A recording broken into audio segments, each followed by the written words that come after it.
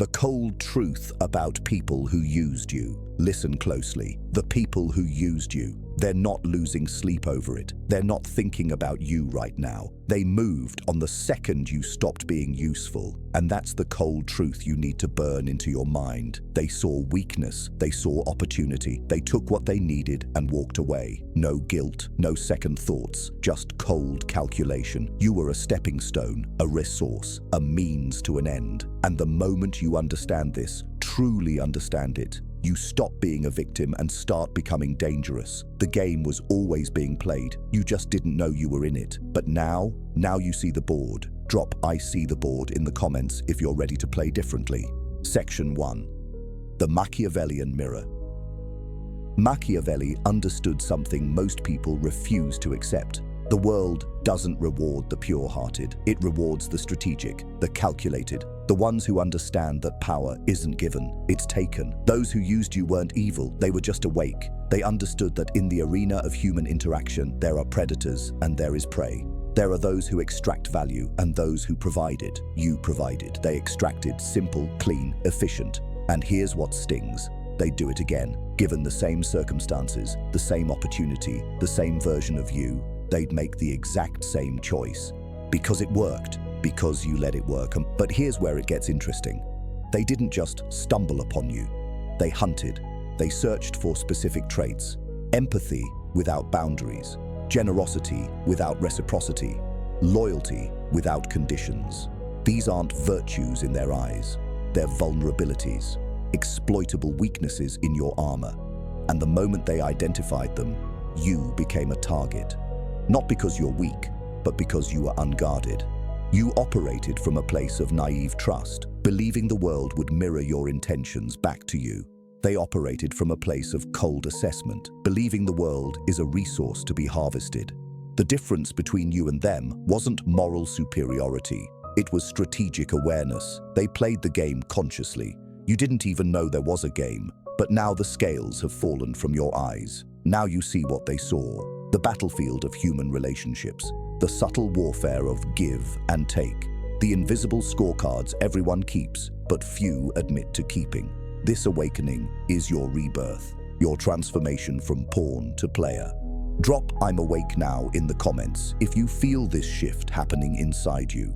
Welcome to the real game. Section 2. The Anatomy of Exploitation. Let's dissect how they did it. First, they studied you, your kindness, your loyalty, your desperate need to be valued. They mapped your psychology like a general maps enemy territory. They learned your triggers. What made you say yes? What made you ignore red flags? What made you compromise your boundaries? Then they calibrated their approach. The right words, the right timing, the right amount of attention to keep you invested. It wasn't personal, it was tactical. And the most brutal part, the signs were always there. You saw them, you felt them in your gut, but you overrode your instincts with hope, with optimism, with the belief that people are fundamentally good. That belief made you vulnerable. That belief made you useful. Think about it. Every interaction was a test. When they asked for a favor and you said yes immediately, they noted your compliance. When they canceled plans last minute and you said no problem, they noted your flexibility. When they took without giving and you stayed around, they noted your tolerance for imbalance. Each data point built a profile, a blueprint for extraction. They learned exactly how much they could take before you'd push back. And then they operated just below that threshold, keeping you comfortable enough to stay, uncomfortable enough to keep trying harder. This is dark psychology in action, the slow erosion of boundaries, the gradual normalization of disrespect, the strategic use of intermittent reinforcement, giving you just enough crumbs of validation to keep you hungry for more. They became your drug dealer, and attention became your addiction. And like any good dealer, they controlled the supply, made you wait, made you wonder, made you chase, while they sat back and watched you dance. But here's what they didn't account for: documentation. Your mind was recording every slight, every broken promise, every moment they showed you exactly who they were. You just weren't ready to read the data yet. You were too invested in the fantasy version of them you'd created, too committed to the potential you saw instead of the reality you experienced. They counted on that blindness, that willingness to forgive, that capacity to make excuses for their behavior. The exploitation wasn't a single event, it was a process, a systematic dismantling of your self-respect, one compromise at a time. They didn't break you all at once. They eroded you gradually. Type, I see the pattern if you're connecting the dots now, because recognition is the first step to immunity. You can't fall for a trick you understand. And now you understand it all. Section 3. The power vacuum. Here's what they saw that you didn't. You had a power vacuum. A space where self-respect should have lived, but instead there was need. Need for approval, need for connection, need to feel significant. And nature abhors a vacuum, so they filled it with false validation, with strategic attention, with just enough warmth to keep you orbiting their agenda. You thought you were building a relationship. They knew they were making an investment. And when the returns dried up, when you couldn't provide value anymore, the investment was liquidated. No ceremony, no explanation, just silence. Because that's how the game works. That's how it's always worked. Let's go deeper. This vacuum didn't appear overnight. It was carved out over time. Maybe by childhood wounds, maybe by previous betrayals, maybe by a society that taught you your worth comes from what you can do for others. Whatever the origin, the result was the same, a hole in your center that screamed to be filled. And they heard that scream. They're experts at detecting emotional hunger. It's like a frequency only predators can hear. They moved in with precision. First, the love bombing, the excessive attention, the mirroring of your values and interests, the promises of forever, the declarations of how different you are, how special, how finally, here's someone who gets it, who gets you. This wasn't spontaneous affection. This was calculated grooming.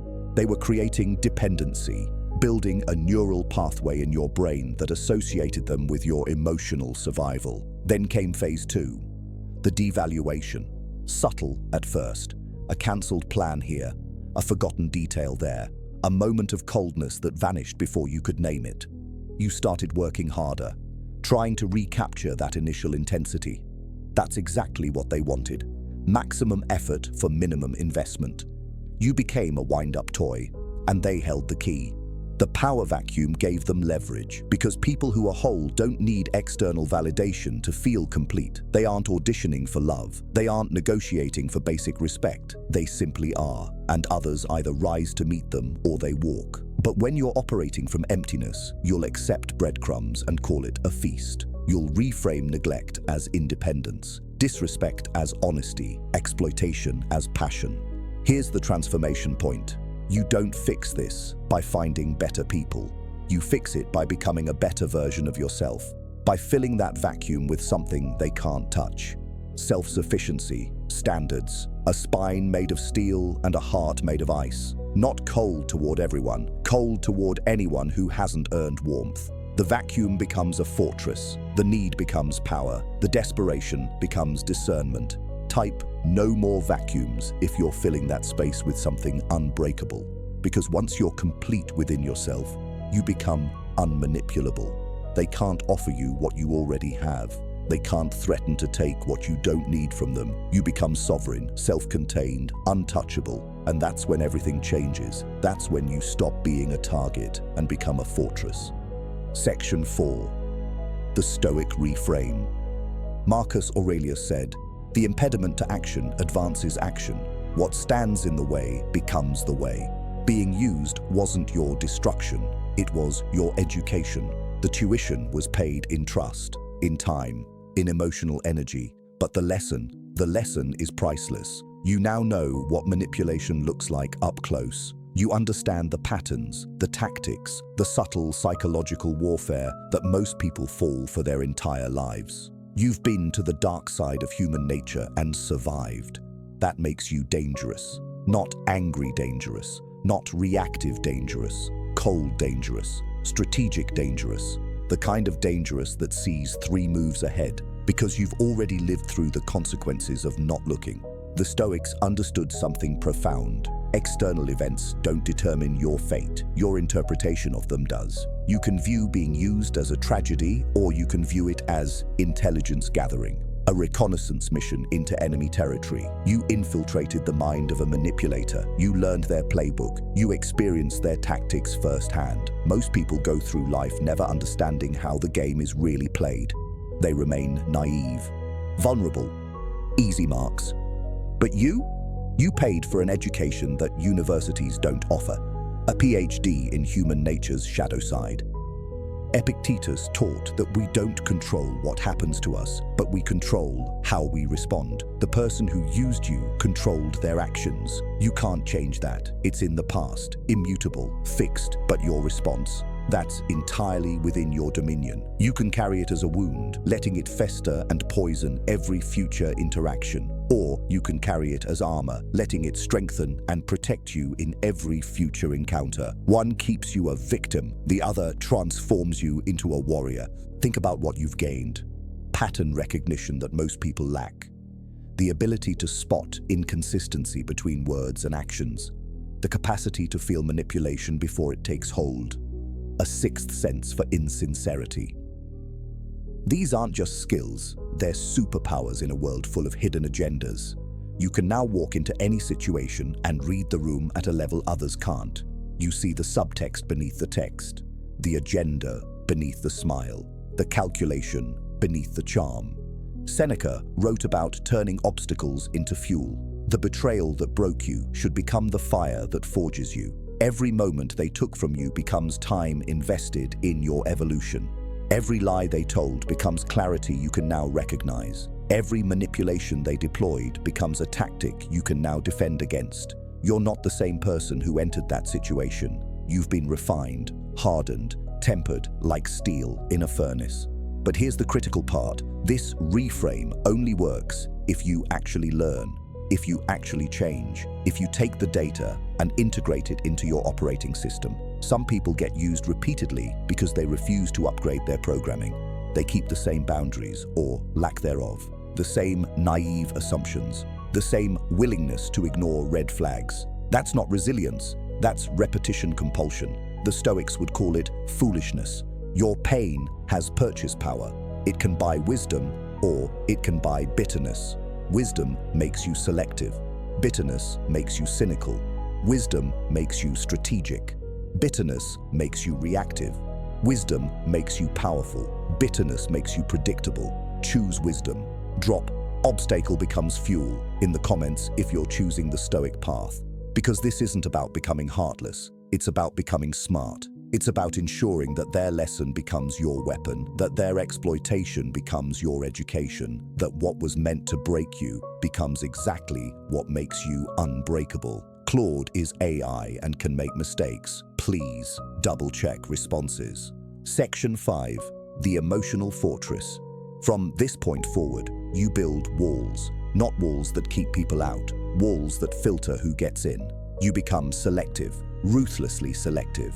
Your time becomes currency. Your attention becomes investment capital. Your energy becomes a limited resource that you allocate with precision. No more open doors, no more benefit of the doubt, no more second chances to people who didn't value the first one. This isn't bitterness, this is strategy. This is understanding that the world respects boundaries more than it respects kindness. People will take what you allow them to take. So you allow nothing without reciprocity, nothing without proof, nothing without them earning access to you. Think of yourself as a castle. Before, you were a castle with the gates wide open. Anyone could walk in, take what they wanted, use your resources, drain your wells, sleep in your chambers, and you called it hospitality. You called it being a good person. You called it love. But empires aren't built on open borders. Power structures aren't maintained through unlimited access. The most valuable things in this world are protected, guarded, defended, and you are valuable. Your time is valuable. Your energy is valuable. Your presence is valuable. Start acting like it. The fortress has layers. The outer wall is basic courtesy, professional, polite, but revealing nothing. Most people never make it past this layer. They get the surface version of you, the public-facing interface. Friendly but distant, warm but unavailable. This is where you observe, where you collect data, where you watch how they operate when they think they're not being evaluated. Do they respect your time? Do their actions match their words? Do they bring value or just extract it? Do they show up consistently or only when they need something? The second layer is cautious engagement. This is earned through consistency over time, not days, not weeks, months. Sustained demonstration of character, proof of reciprocity, evidence of respect. Here, you allow limited access. Conversations go deeper. Vulnerability exists in controlled doses, but you're still watching, still measuring, still keeping one eye on the exit because you know what you know. You've seen the wolf in sheep's clothing before. You're not falling for the costume again. The inner sanctum, the core of the fortress. This is reserved for the rare few who've proven themselves beyond doubt. The ones who showed up when there was nothing in it for them, who respected your boundaries without resentment, who brought value without keeping score, who stayed consistent through seasons. This level isn't about perfection, it's about authenticity, about people who are who they claim to be, even when no one's watching, even when it's inconvenient, even when it costs them something. But here's what makes the fortress truly powerful. You must be willing to evict, to banish, to exile, without hesitation, without guilt. The moment someone violates the trust of their level, they get downgraded or expelled. No long explanations, no dramatic confrontations, no giving them ammunition by showing them they hurt you. Just cold, calculated distance. The drawbridge goes up, the gates close, access revoked. This is non-negotiable, because a fortress with sentimental guards is just a prison you've built for yourself. You also need to fortify from within. The walls are external protection, but internal strength is what sustains the fortress during siege. That means self-sufficiency. Building a life so complete that you don't need anyone to feel whole. Hobbies that fulfill you, goals that drive you, standards that anchor you, a sense of purpose that exists independent of external validation. When you're self-contained, you can't be starved out. They can't withhold attention and watch you crumble because you're not dependent on their supply. The fortress mindset changes everything. People feel it immediately. There's a gravitas, a weight, an unspoken message that says, I'm not easy access anymore, I'm earned access. The opportunists self-select out. They can sense there's no quick win here, no easy extraction. They move on to softer targets. And the real ones, they respect it. They recognize strength when they see it. They understand that guarded doesn't mean damaged. It means discerning. Comment fortress mode if you're building walls that only the worthy can climb. Because this isn't isolation. This is curation. This isn't being closed off. This is being strategic. This is you finally understanding that protection isn't weakness, it's wisdom. And the fortress you build today becomes the empire you rule tomorrow. Section 6, the Machiavellian toolkit. Now you learn the language they spoke. You study human motivation, self-interest, fear, ego, desire. You understand that everyone operates from their own agenda, and the ones who pretend they don't are the most dangerous. You watch actions, not words. You track patterns, not promises. You measure investment, not intention. You become fluent in the unspoken rules of power dynamics. Who defers to whom? Who needs what? Who holds leverage? And you position yourself accordingly, not to manipulate for cruelty's sake, but to never be manipulated again. You learn to recognize value extraction before it happens, to see the setup before the ask, to feel the shift in energy before the betrayal. You become impossible to surprise, impossible to blindside, impossible to use. Let's build your toolkit piece by piece. First tool, strategic silence. Most people think power is loud. It's not. Power is knowing when to withhold. When someone asks you a question designed to extract information, you don't owe them an answer. When they probe into your plans, your resources, your vulnerabilities, silence is your shield. Let them interpret your quiet however they want. Their assumptions reveal more about them than your words ever could. Silence makes people uncomfortable. They fill it with confession, with revelation, with truth they never intended to share. Master the pause, master the non-answer, master the redirect. Second tool, emotional detachment.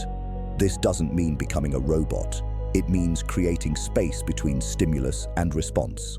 When someone tries to provoke you into anger, into defensiveness, into revealing your position, you observe the attempt without reacting to it. You see their tactic, you understand their goal, and you choose a response that serves your interests, not their agenda. They push, you don't push back. You sidestep, you recalibrate, you control the frame. The person who loses emotional control loses strategic control. Stay ice cold.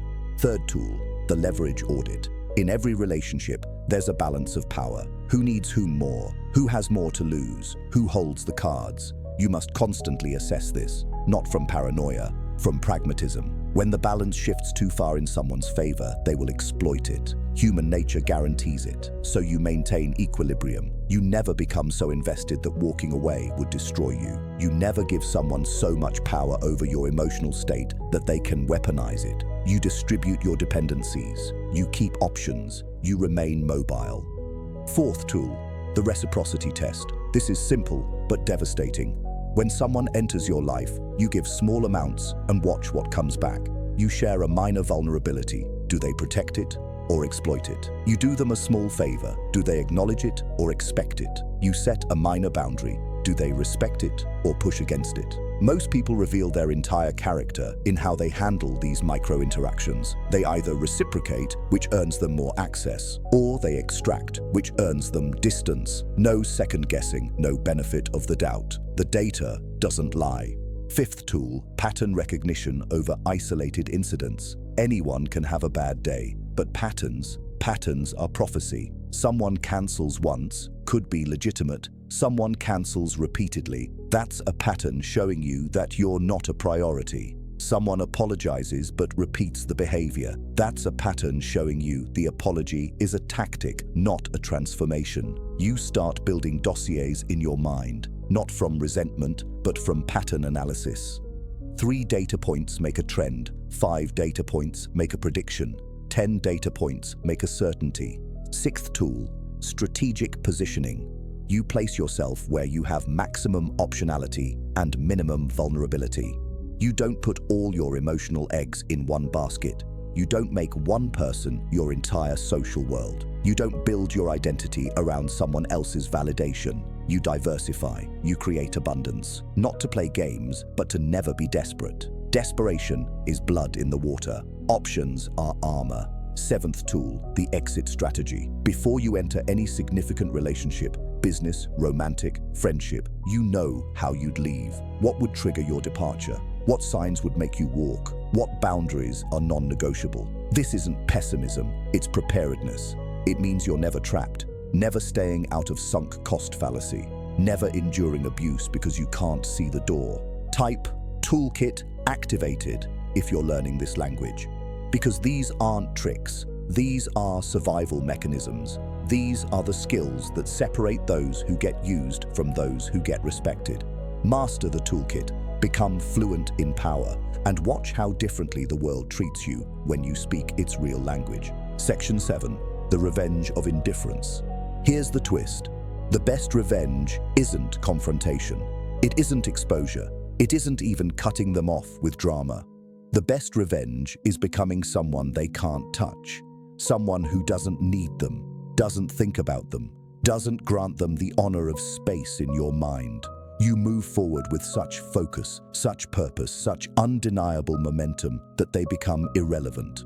And one day, maybe months, maybe years from now, they'll see what you've become. They'll see the version of you they missed out on, the version that learned, that hardened, that weaponized their lesson into power, and they'll feel something. Maybe regret, maybe curiosity, maybe desire to reconnect, and you'll feel nothing. Because you'll be too busy building empires to remember the people who thought you were just a brick in theirs. Listen carefully. The people who used you are banking on your emotional investment lasting forever. They're counting on you staying stuck, replaying the memories, analyzing what went wrong, obsessing over why they didn't choose you, why they didn't value you, why they could walk away so easily. Every minute you spend in that mental prison is a minute they still control you. Every thought you waste on them is energy they're still extracting. Even in their absence, they're winning. That ends now. True indifference isn't faked. You can't force it. You can't perform it. It's earned through genuine transcendence, through actually moving into a version of your life so compelling that the past becomes irrelevant. This requires work, real work. You take all that energy you were spending on them, the analyzing, the ruminating, the imaginary conversations, and you redirect it into your mission, your body, your bank account, your skills, your network, your legacy. You become so focused on building that you forget to hate. You become so busy ascending that you forget to look back. This is psychological warfare at its finest, because people who use others have one weakness: ego. They need to believe they made the right choice, that discarding you was smart, that you were the problem.